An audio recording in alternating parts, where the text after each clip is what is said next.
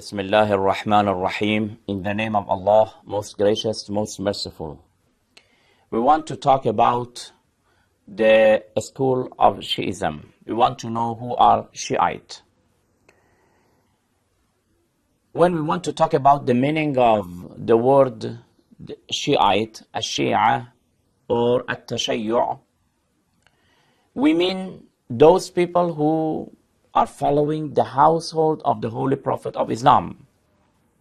So technically, the Shiite or al-Shia are those people who are following the household of the Holy Prophet of Islam.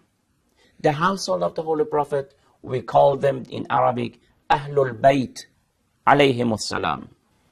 Ahlul Bayt are the household of the Holy Prophet of Islam. Does it mean that we don't follow the Holy Quran and the Sunnah of the Holy Prophet? Not at all. To follow Ahlul Bayt, to follow the household of the Holy Prophet of Islam, does not mean that we don't follow the Holy Quran and the Sunnah of the Holy Prophet of Islam. But vice versa. We want to say that we want to follow the Holy Quran and the Sunnah of the Holy Prophet of Islam. But how do we get them? How do we understand them? Through Ahlul Bayt alayhim as-salam. We do get them through Ahlul Bayt. There is a verse in the Holy Quran. It says, listen to these verses of the Holy Quran in chapter 56, verses 77, 78, and 79.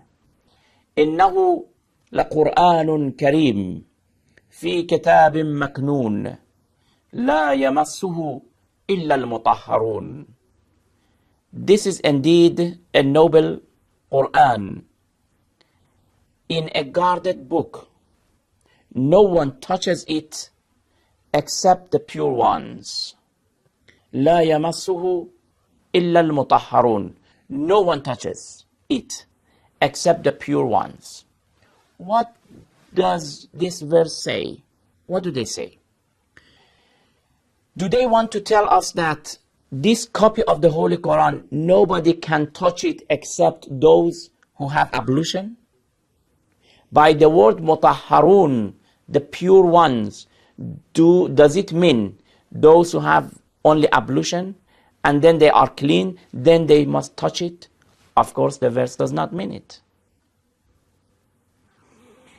The verse wants to say that nobody understands. No one touches means no one can comprehend it completely and properly. Nobody is able to understand it except the pure ones, those who are purified. Because if it meant those who have ablution, it should say لا يمسه إلا المتطهرون. Mutatahhir, those who are very well in Arabic grammar. They can digest what I am saying. But the word which is used here is al-mutahhar. What is al-mutahhar? Let's at the same time have a look to another verse in the very Holy Quran. When we put these two verses together, then it will be more explained, it will become more clear, more obvious. What is that verse? It is in chapter 33, verse 33. Surah Al-Ahzab, verse 33.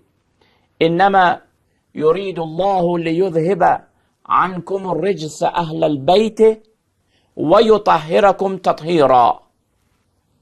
Indeed, Allah has willed, Allah desires to repel all impurity from you, O people of the household, and purify you with a thorough purification.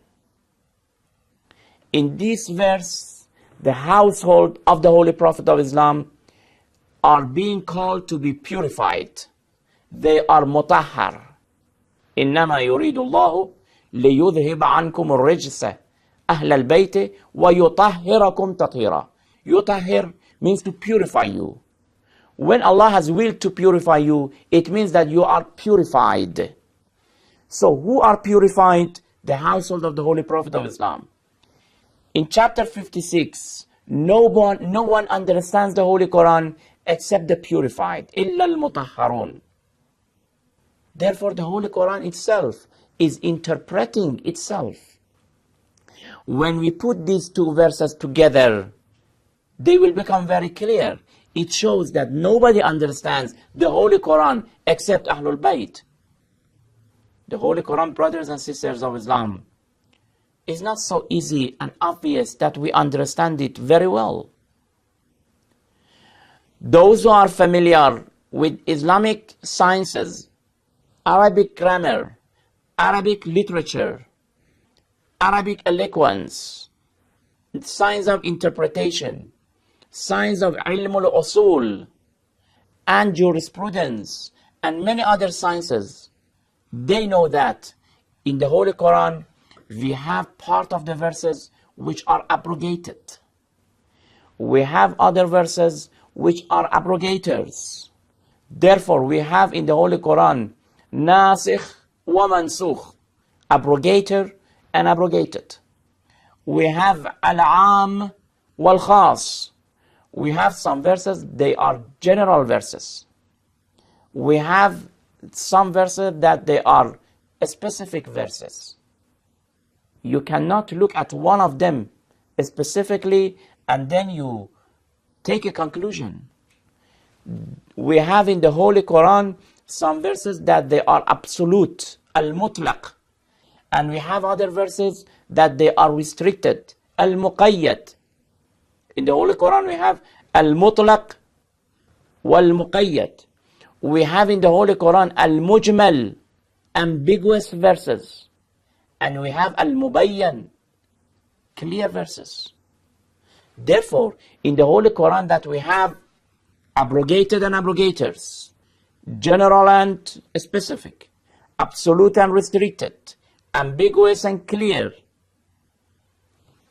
How can we understand the verses just by looking at one verse and then concluding? لا يمسه إلا المطهرون.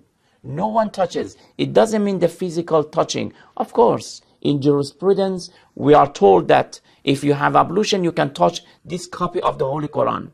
But these verses in chapter 56, when it says, وَإِنَّهُ لَقُرْآنٌ كَرِيمٌ فِي كِتَابٍ مَكْنُونٍ فِي كِتَابٍ, in a guarded book.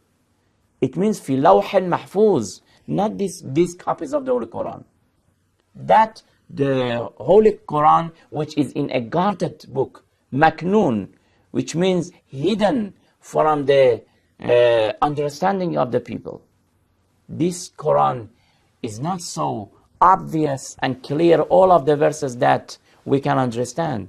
We should know the general verses, the absolute verses, and then the restricted ones and the specific ones. Then we should put them all together and then to reach to a conclusion. Who are these Ahlul Bayt?